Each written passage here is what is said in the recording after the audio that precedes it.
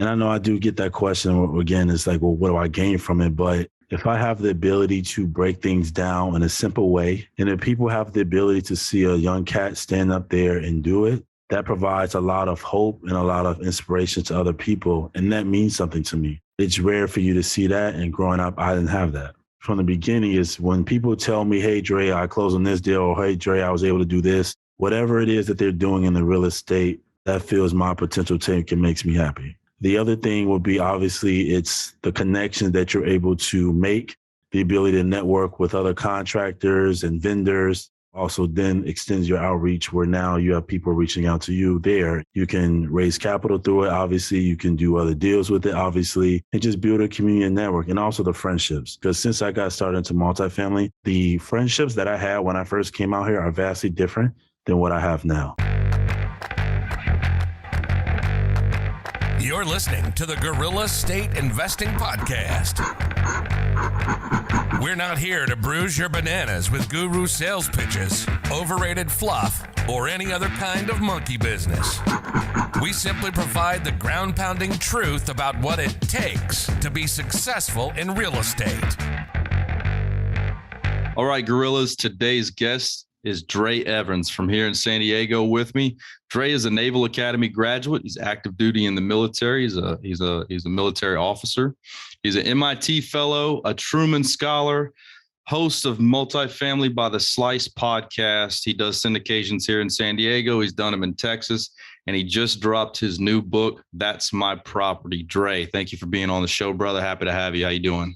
What's going on, man? Happy to be here. Yeah, you got that smooth radio voice too, man. I need to get me. Hopefully, some of that'll rub off on me. I sound like some redneck.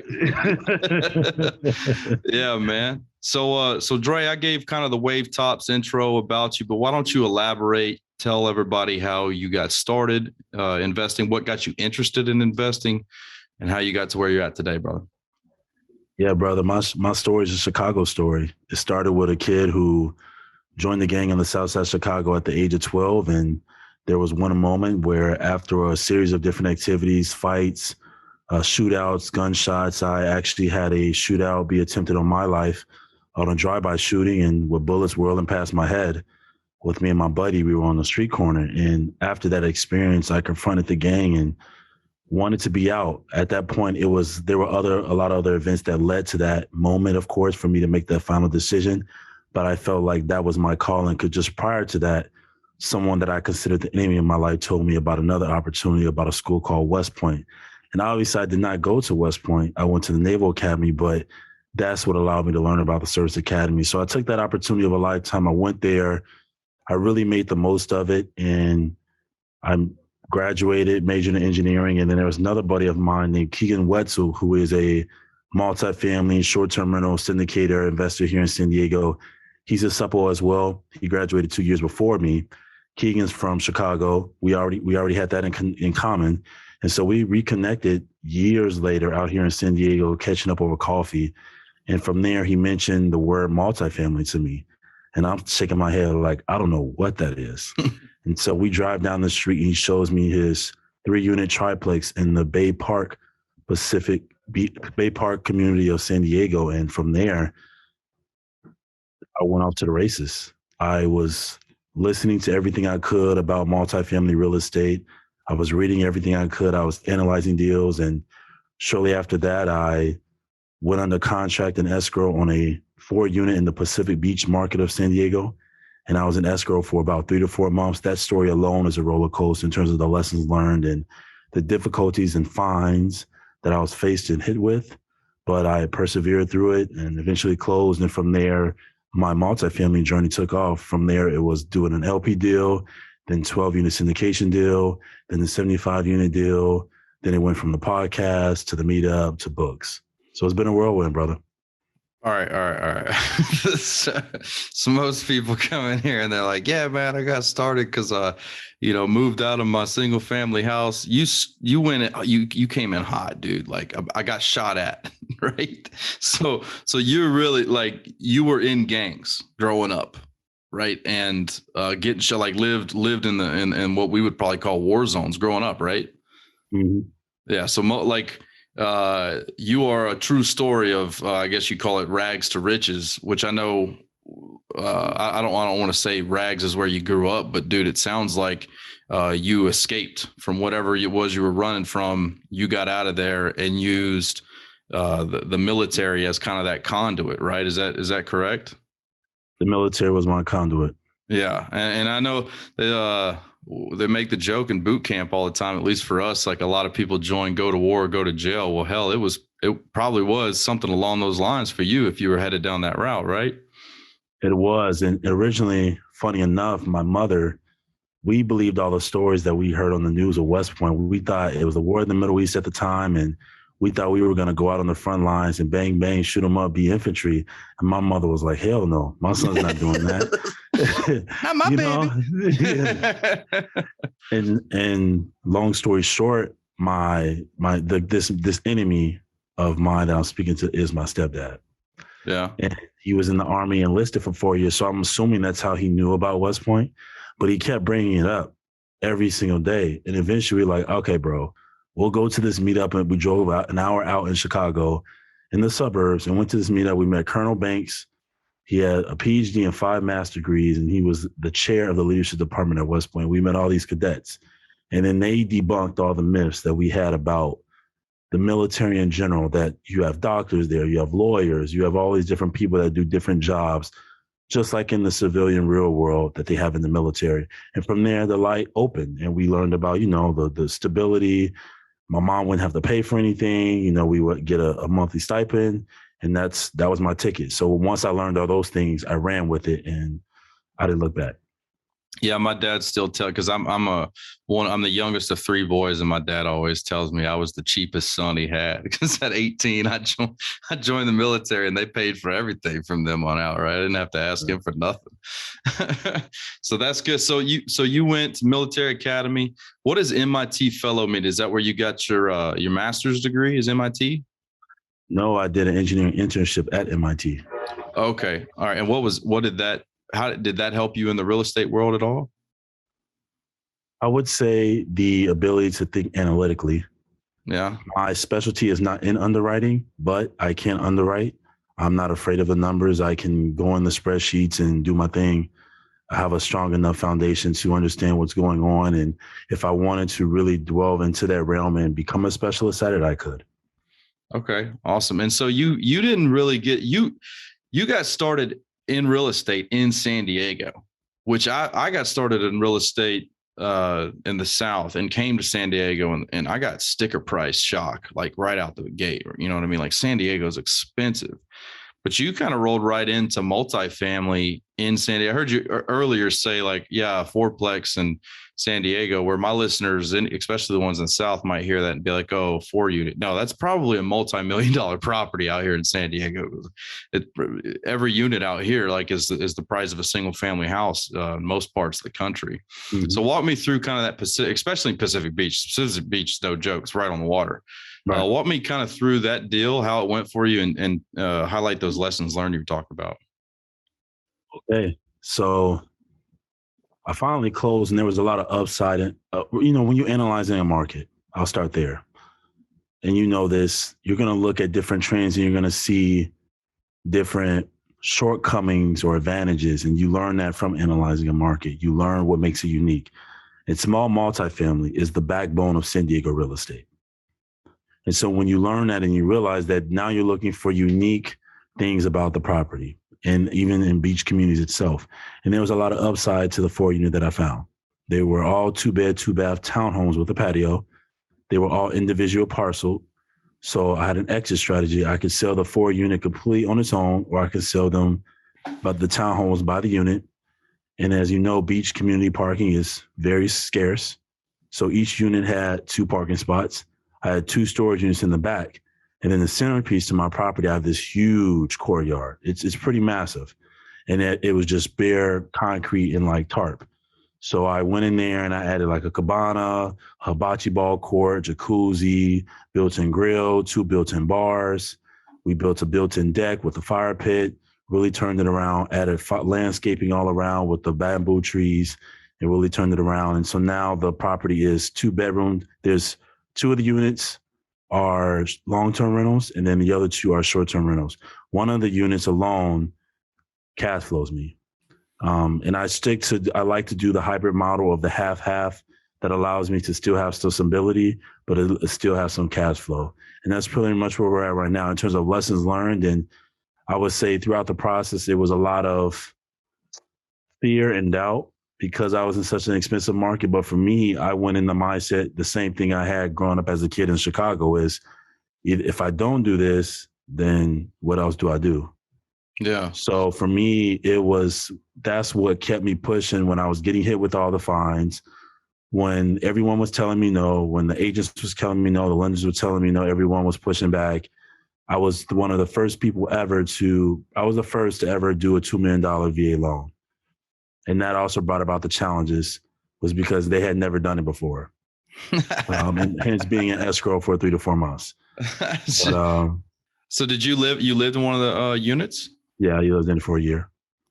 Nice. And now that you own that property, live somewhere else, and have retained it as an investment property. Correct. That's awesome. And that's kind of the power of the VA loan for us military folks, is that we can buy up to 4 units, right? And now there's no cap on it. Right. You can buy as much real estate as 4 units will get you, as long as you can qualify for the loan. Exactly. That wasn't the case whenever I was buying. Maybe I go buy another one. I don't know.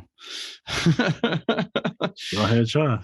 But so you own this quadplex now. What was the next step for you?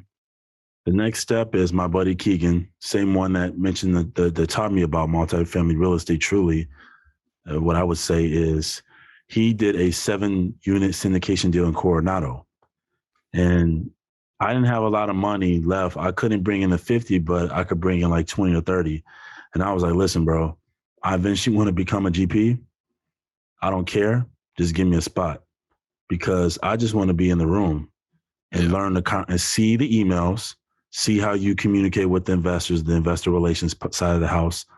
I just want to see how you run the webinar call. I want to ask questions. I want to see how you communicate. That way, when my chance comes, I know I'm going to be a GP one day. Now I have a template to use. That's very smart. That's very smart. Did he let you in on the deal as a GP? No, he let me in as an LP. Okay. But that's what I meant was, to me, is LPs, being an LP on a deal, a lot of people don't really realize this, but it still adds to your real estate resume.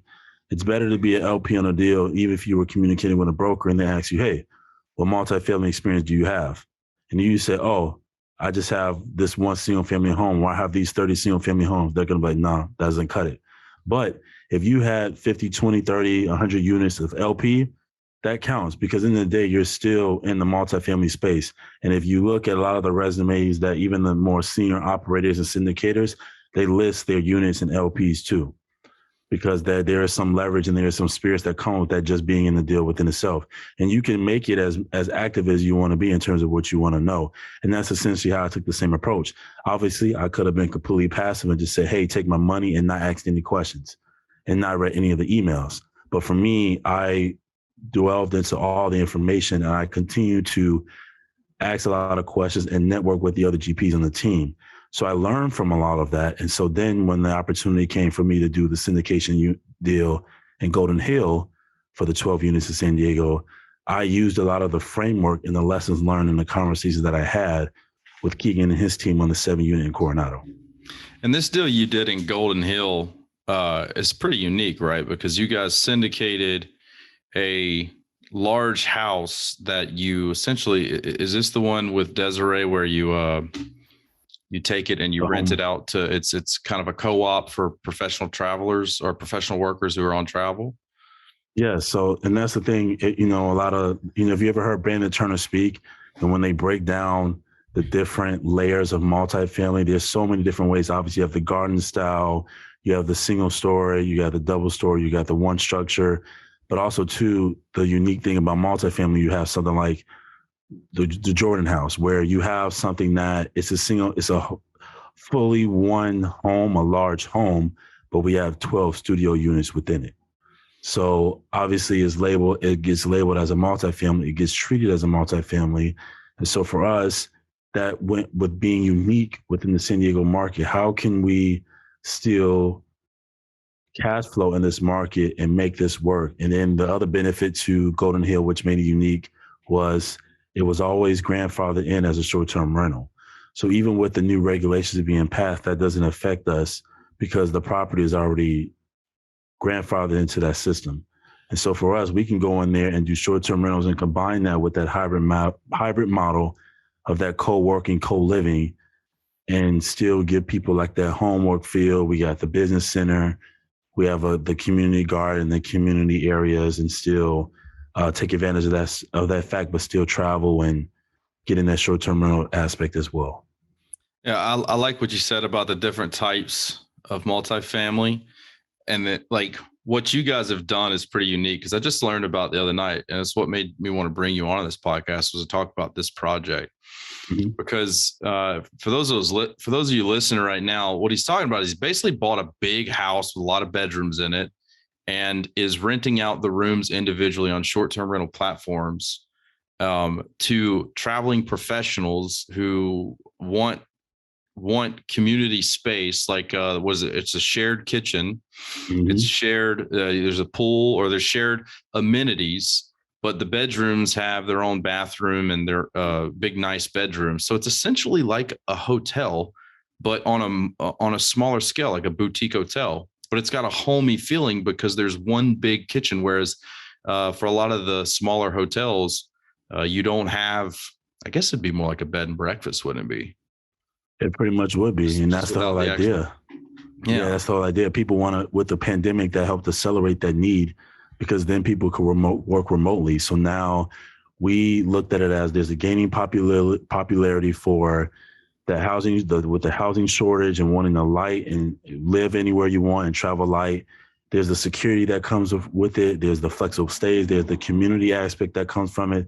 And then a lot of people, there's this rapid rise with mental health cases, with loneliness and depression. So again, that helps feed that need with community and wanting people to feel involved. So that's another reason why when Desiree founded Homework, she emulated that model. And it started with the property in Rancho Santa Fe that we were at the previous weekend.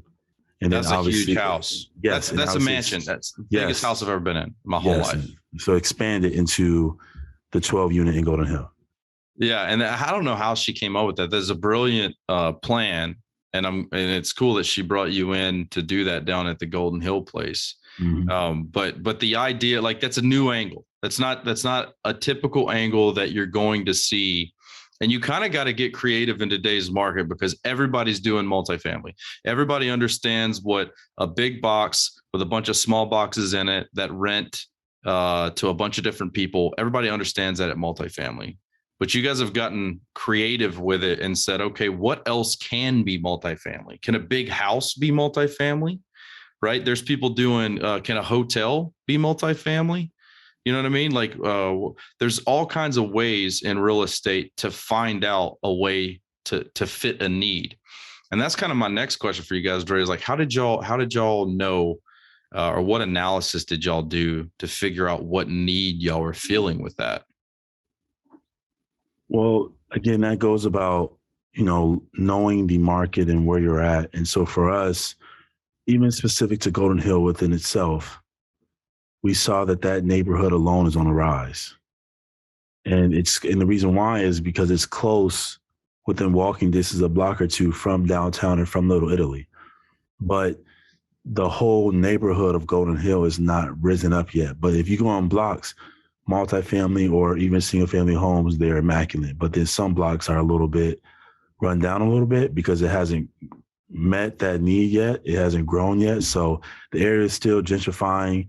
We also saw a need in the short-term rental market for more of that homey feel, because a lot of San Diego short-term rentals are more on that luxury side of the house, that beach living. So again, how can we offer something that's affordable to people that want to travel to San Diego and feel homey, that want to feel safe, especially for a lot of nurses that come here. San Diego has a big life science, a big biotech, a big medical infrastructure. And so you have a lot of those guests that are coming too. So we wanted to market them as well, because they usually have some type of stipend, or they're not rich or anything, so they don't want to spend a lot of money, and they also want to have more of an extended stay. So that was another need that we saw, even with the military. As you know, we're both military guys, so military too kind of fit in that realm where here's a place they can stay, fitting their need where they're not breaking the bank and trying to stay somewhere out in town like La Jolla or one of the beach communities and spend a lot of money. It's great. It's such a good idea to do that. Like, San Diego is so expensive. You have to be creative to find cash flow. The fact that you were able to find cash flow in San Diego, whether it was because you used the VA loan, which probably leveraged you quite a bit, which works against your cash flow, but you were able to get the property short-term to long-term to, that's a good balance to be able to cash flow and create stability. And then, find pretty much a big ass house and rent it out by the room. That's getting creative in a market where it really does take being creative in San Diego to find cash flow, because normally it's just an equity market. And you hear it all the time, like, oh, there's no cash flow in San Diego, there's no cash flow. Well, there is. You found some. So I want some of that. You know what I'm saying? I like cash flow. Yeah. For me, I invest in cash flow markets. The problem with cash flow markets is sometimes you don't get the equity on the back end. But if you can make cash flow happen in an equity market, then you're going to cash flow and get equity. It's a good idea. It's great. Mm-hmm. Well, cool. So you also you moved from that to doing a syndication in College Station, Texas, right? That's correct. So how does a guy in San Diego, California, active duty in the military, do a syndication in Texas?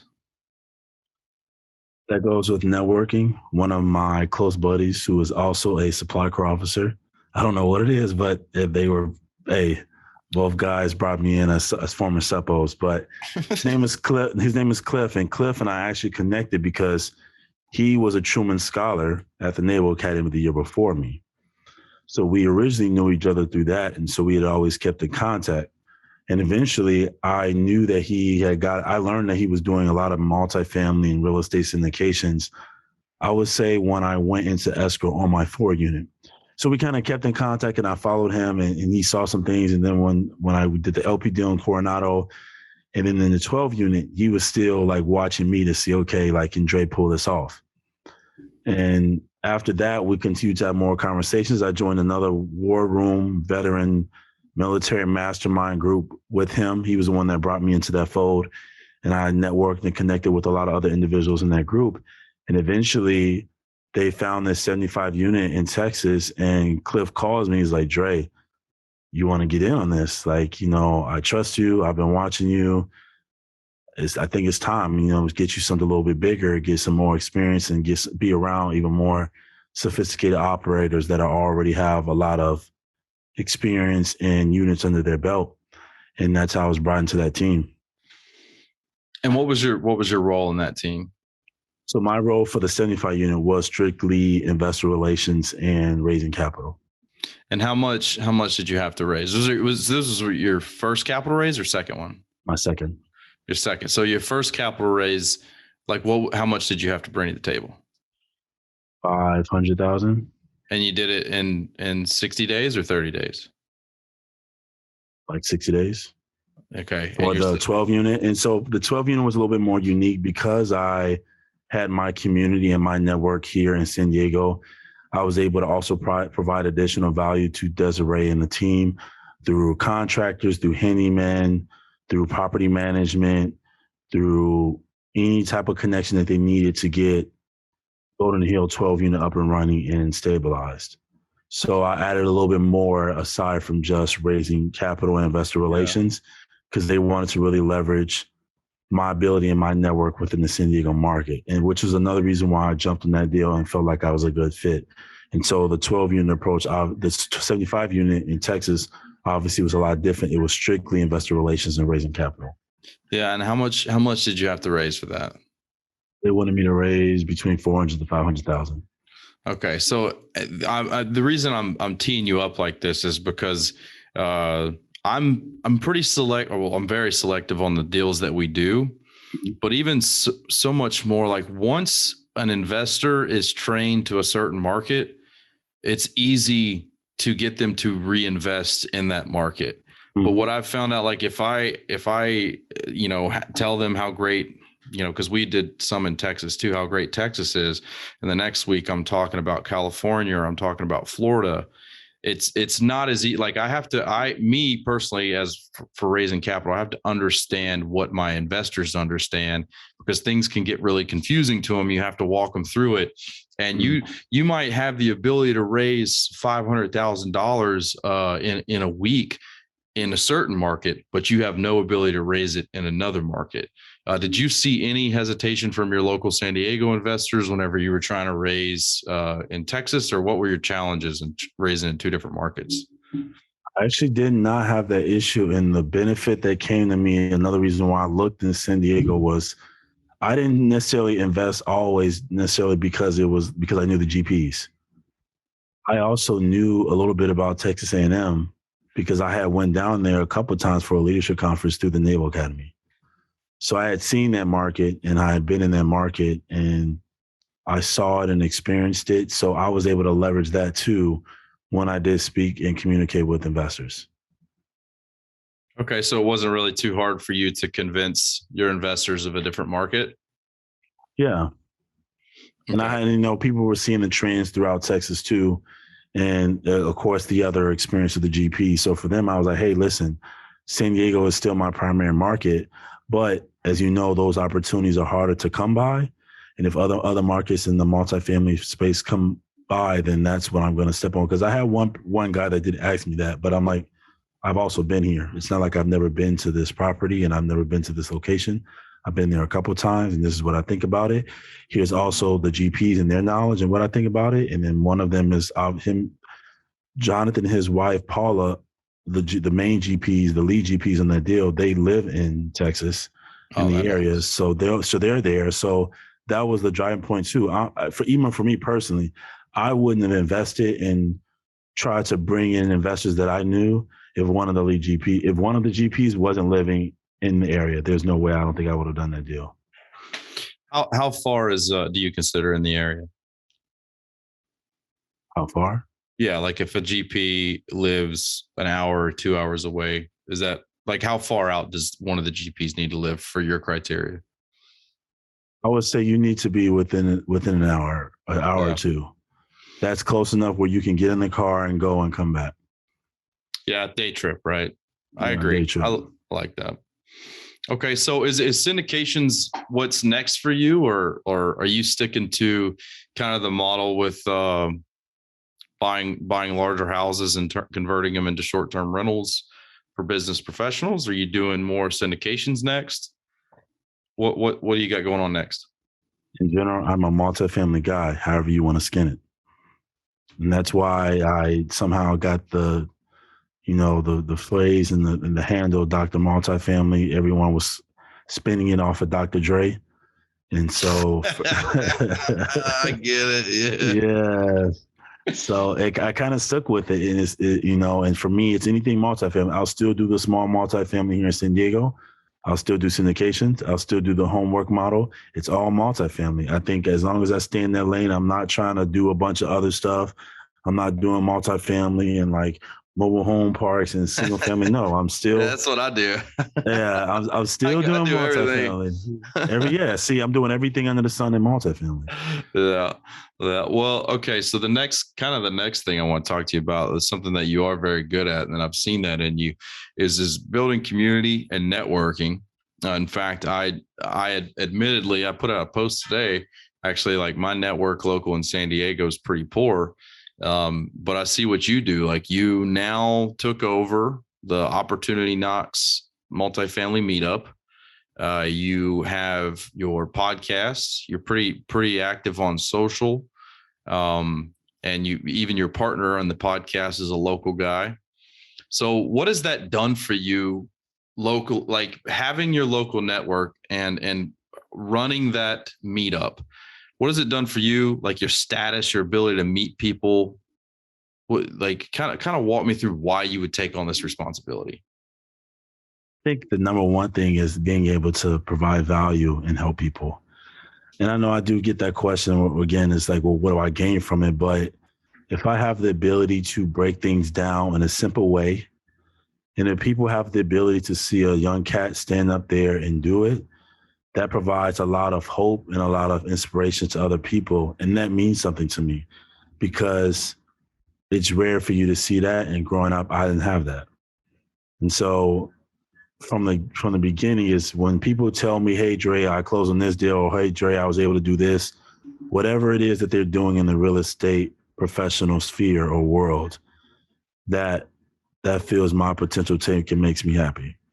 The other thing would be obviously it's the connections that you're able to make being the leader of a thought leadership platform, the ability to network with other contractors and vendors and property managers and other investors and operators. They're automatically, because you're at the front and center of this meetup, they're pretty much, people are reaching out to you to communicate and leverage, especially if we even go virtual, which we're planning to do next, to expand to LA and San Francisco, because there's a need for that. And I've already gotten requests for that.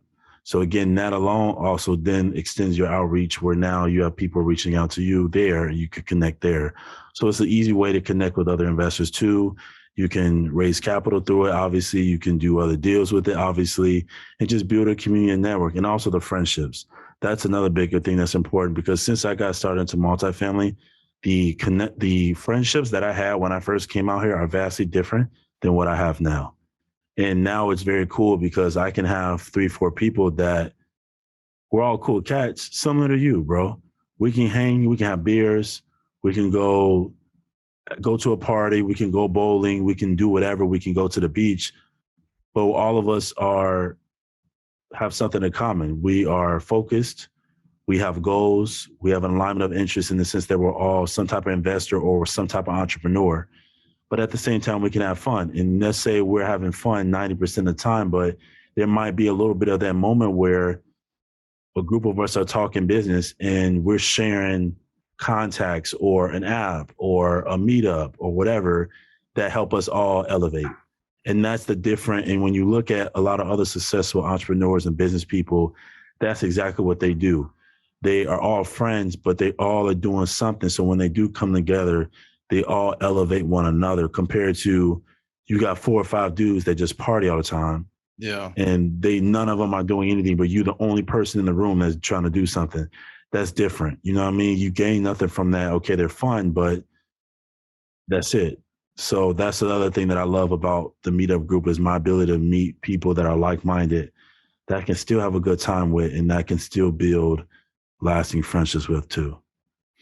Yeah, man, it's a good meetup, and I like what you guys do. It for me to go, like I got to build my local network up, and like you said, it's more about building relationships. And once I really started investing in relationships, because I talk about all the time, what comes first, the chicken or the egg, right? The money or the deal? Well, relationships comes first. Nobody's going to invest in you if they don't know you, if they don't like you. It doesn't matter how good your deal is. If they don't like you, they're not going to invest with you. And then same, no one's going to want to do business with you if they don't like you, right? And in order for them to like you, they got to get to know you at some point. In fact, like whenever I'm at the meetups, I don't know what it is, like this internal thing that I have. Like the first things I try to get out of somebody is I try to get them to drop an F-bomb. Like for some reason, and it's just like the person I am. I know that if I can get you to drop an F-bomb, then I've broken some barriers with you, right? And I've actually got you to loosen up and stop worrying so much about work when we're socializing. Because you'll go to some of these meetups, man, and people just the first question, hey, what interest rates are you seeing right now? And I'm like, God, I don't even know who you are. You know, right? Like, hi, I'm Ramsey. Like, I like pickles. What's up, dude? Like, let's talk. You know, let's talk about interest rates right out the gate, man. We'll get to that later. But I like to get to know people and break down barriers, because if you break down, like if your only thing that you talk to someone about is business, then you have not got to know them. You got to know what they do. Right. And then there's no really common ground other than just talking about business all the time. So anyways, man, so cool. So you guys are looking to expand this thing into LA. This is the Opportunity Knox meetup? Yeah, so we're looking to go virtual to expand to LA and San Francisco, as well as start our own Facebook page. So it's funny you mentioned that we've been in communication in the works with that. We just haven't launched it yet because we want to do it the right way. But essentially, we're going to run it like our own mastermind within Opportunity Knocks. So other members and everyone can join. It'll be free for now. But essentially, right, it's similar to what you might see in other masterminds where people can post deals, they can post contacts, whatever it may be, if they're trying to underwrite something or if they have a question. The whole Opportunity Knocks community can see it, and we can all get in there and comment and feedback. Instead of, obviously, you don't have to send a text message or whatever it may be. It's all within the Facebook group. And I think that that's where we're looking to go next. Obviously, we have the big community on the Meetup app within itself that pretty much stems and stands for our website. But we need a medium, and we need a place that we can do that. We entertained Instagram first, but we didn't think that was the best fit because you have to maintain that regularly. And we were thinking, well, what things can we put on it to maintain that? And obviously we can post success stories and other real estate knowledge or content on there. But we thought the best use instead was just to create a Facebook page. And that obviously helps the audience, the Meetup group, the Ops Knox family, because now they have a medium they can leverage and use, and it helps them grow because they can go in there and network and connect with anyone that's in the community and grow and learn from it themselves. So that's what we're looking to push it to next. I like Facebook. My daughter says it's just a bunch of old people. And, I'm like, you know what? Old people do business. so what? They ain't trying to hang out with a bunch of kids anyway. But for Facebook, like we started our Facebook group, the Middle Class to Millionaire, and call everybody the Gorillas because it got the Gorilla State podcast, right? Mm-hmm. But it helps because you can have your profile, right, and post whatever you want on your profile, and that's just going to compete with everybody else, and you're going to fall to the bottom or whatnot. But with your group, at least anything that you want to put out, that it's at least going to show up on their notifications or whatnot, and you can kind of control the narrative in the group, the rules in the group, stuff like that. My Facebook, I've got 1.9 thousand friends on Facebook. I can tell you I only have probably 0.9 friends in this world. Like my Facebook is now saturated with a bunch of people that I don't know. It's all real estate now. It used to just be the way I checked in with my friends and family, but now it's all real estate. It's I don't know if I like that, if that's good or bad, but it really is. There are a lot of active people in real estate on Facebook. And if you're listening to this and you think Facebook is just social media, join some of the Facebook groups that are out there. Just type in multifamily, type in millionaire, type in investing, something like that. And you will find groups of like-minded people and be able to connect with them and get information, have conversations. You don't have to go to a local meetup. It's good to go to a local meetup, but you don't have to, especially if you're traveling or something like that, to get the information you need. It's kind of like forums, is really what it is, active forums. But yeah, are you guys going to call it the Opportunity Knocks Facebook group, or what are you guys going to call it? Not sure yet. Op Knox family, something. We'll see. We'll spin off something. TBD, dude. Keeping it close to your chest, Dre. I know you already got a name picked out. You lying. So I know that you just dropped a book. Okay, That's My Property. That's the book, and you're writing multiple books, correct? But this is the first one to drop. This is the first one to drop. Tell me about the book. Why'd you write it, and what's it about? I saw a need. Just like anything in life and in real estate, the syndication space is small. The multifamily space is small. And I'm networking with a lot of guys and gals. And this is not a shame or a plug on anyone when I say this, but it's true. A lot of people will have these legions on their website, and they might do a one sheet or a checklist. And that's phenomenal. That is great. If you can create some great content that people can download, that they can get for free, phenomenal. But the thing that I saw, and maybe this is the author in me coming out and the writer in me, where people would claim and put out these things they would call a book, and it'd be 5 or 10 pages.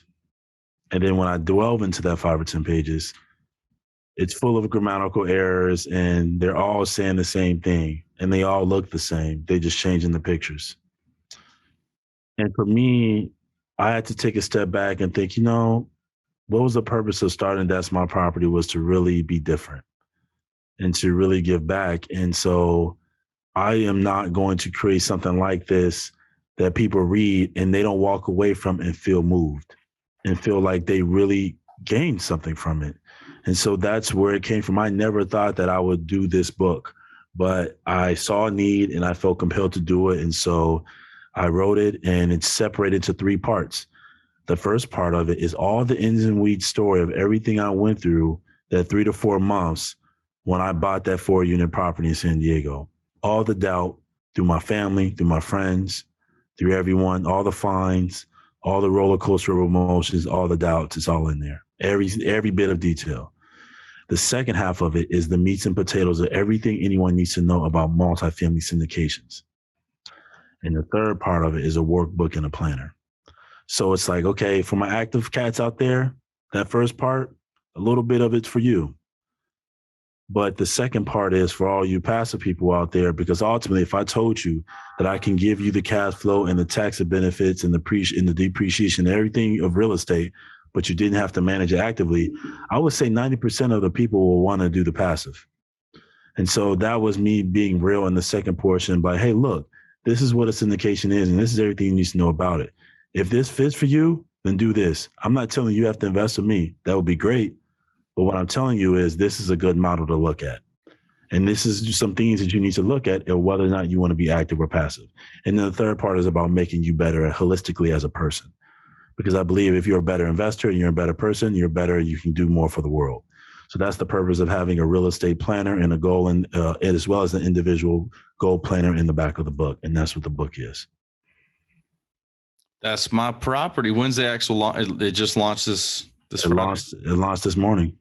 Dang, dude. Oh, this won't be out for a month or so, but it launched this morning, dude. Congrats. That's awesome. You're an author now. No, did I say that crazy. Right? Author? Author. You're an author now. Dr. Dre, the author. Hey, I look at all of your MIT fellow, Truman Scholar, Naval Academy graduate. Dude, like, I failed a spelling bee in 3rd grade because I misspelled the word well. That's my I got a high school diploma from a Louisiana public school, brother. That'll tell you how me and you are different. But in real estate, me and you can have the same conversations. I probably never be able to hold a conversation with you about engineering or anything like that. But it's funny. I misspelled the word well, and the guy running the spelling bee says, "Young man, there are multiple ways to spell the word well. You spelled it W-E-L, none of which are the correct way to spell it." He said, "But if you want to tell me what context you were trying to spell the word well and use it in a sentence, then maybe I can help you out." And I go, well, I think I failed this spelling bee. Dude, it's horrible, man. I'm not a good speller. And if I ever try to write my book, man, you just stand by. It's gonna need some editing work, baby. I'll tell you that. Well, cool, Dre. Well, what we'll do now is I'll start asking you the questions that I ask everybody who comes on to the Gorilla State podcast. The first one is, and I probably can find it in your book, but what is your biggest mistake you've made in real estate? And what'd you learn from it? Renovations and contracting on the 4-unit. When we did the renovations on the front patio area, it was a lot. And a lot of it had to do with COVID, with the spike in the prices and the material costs and calling contractors every day and them not answering. But that was my biggest lesson learned. And if I had to do it again, even if it was in the heart of COVID and I had to do it again, I would be even more critical about who my lead general contractor is and making sure that we stay on budget with things and making sure that they run the day-to-day, because after a while it became a lot and we definitely went over budget and it was very stressful. Okay. All right. So the second question is, what is your definition of success? I think my definition of success is twofold. The first one is when someone says your name, they smile. Oh, shit, dude. Like that to me is, and what I mean by that is the ability to impact people in a way that your name inspires. I think that is the true definition of success, and living a life on empty, living a life where you accomplished everything that, in my opinion, God put you on this earth for. You used all your gifts, you used all your talents, whatever opportunities you could, you seized them by the horns and you literally drug it in the ground, scratched the concrete, drew pictures with the horns, like all of it. I'm talking about milked it. That to me is my definition of true success. That shit got deep, dude. Gave me the chills. Have you heard Denzel's speech to, man, was it Penn State or wherever he was in Philadelphia? I think it was what it was. I don't know. It was one of the colleges that he went to, but he talks about just imagine you're on your deathbed and surrounded by you is all of the ghosts of what you could have been. And they're mad at you because it's all of your talents, all of your fears, all of your capabilities that you never used. And they're surrounded by you, or you're surrounded by them, and they're mad at you before you go because it's all of your lost potential. That really hit home with me because it makes you think. Like it kind of puts the what if on the left side of death, right? Like get left of what if should be the catchphrase, because I don't want anybody to be mad at me when I die. I definitely don't want my potential to have gone untapped. And I think that's kind of what you're saying is like live life on E. That's a very good way of looking at it. Like give it all you got. Why? You only get one of them. Don't have any ghosts around you when you die saying we could have been something better. And I like that speech by Denzel's the man, dude. I like Denzel. He is the man. Yeah. All right, cool. The last question. What bruises your bananas about the world of real estate? The perceptions. You can take that so many different ways, but I'll tackle two. The first one is that deals go to die on the MLS and on LoopNet/Crexy. And that's not true. You can find deals on the MLS and on LoopNet/Crexy. There are multiple people that have done it, and they are cash flowing, and they're doing very well. The second one is just in the multifamily space at large. I think now everyone is so quick to want to partner with just anyone and everyone. And everyone is so quick to just get a deal done that they can say, look, we closed on another deal. Now, after my 75 unit and just between the podcast and the meetup and just lessons learned, things that I'm seeing, I'm being even more strategic now. I've been blessed where the people that I have done business with, I have solid relationships with, and I do trust them. But I'm even being even more picky about who I do business with, because I have had people bring me deals and I've said no, because I want to make sure that the people I do business with are people of integrity, and they have good hearts, and they have the right mindset. And my investors are entrusting in me. And so I want to make sure that I have the full faith and confidence in the other operators. And so for me, what busts my bananas is people just doing a deal just to do a deal and doing business with people just to do business. And my caution to you is make sure you do your due diligence and you vet people, because you do not want to do business with just anyone. And don't be so excited to just get a deal under contract to say, I just did a deal, because it will bite you in the back in the end. Yeah, there's such thing as bad deals, dude. There's a lot of ways to make money in real estate, but there's just as many to lose money in real estate too. And I say no to deals all the damn time. I have to, because same with you. My investors, they're trusting me. My investors can't possibly have the depth of knowledge that the people in the general partnership team have about what's going on. So anything, like, they're depending on our knowledge to, they have to trust it, that we're doing the right thing. And not only do they have to trust us that we're going to do the right thing, we've got to trust them that if things go south, that they're going to have some sort of understanding. This is business. Things can go south. COVID can happen. A hurricane can hit. A fire can happen. But as long as it wasn't like a negligent thing, business has risks associated with it. And I think that's kind of what our investors trust us to do, is to mitigate that risk to the best of the ability and protect their dollar at all costs. And if you are partnering with somebody who you don't know who they are, well, how are you going to confirm that they're protecting that dollar of your investors? I agree 100% with that, dude. That is good advice for anybody listening who is looking to be a limited partner, invest in somebody's deals. Make sure that any partnership that you're going into, they are there to protect your dollar. Well, Dre, how do people get a hold to you? How do they look you up? How do they connect with you? Where do they go? The website is drmultifamily.com. There's also all my social handles are Dr. Multifamily, so at Dr. Multifamily. And then the podcast website is multifamilybyslice.com. And your book's available on Amazon. That's My Property. Available on Amazon. That's My Property. All profits go to the charities that are identified on my website, as well as in the link within the Facebook post on Instagram. All right, Dre, I appreciate you coming on, being a guest on the Guerrilla Estate Investing Podcast. I hope you consider me in your network, man. It's been great. Come back anytime, my man. Thanks for listening to the Guerrilla Estate Investing Podcast, where we give you the ground-pounding truth about what it takes to be successful in real estate. Learn more at realfocus.org/Guerrilla Estate Pod.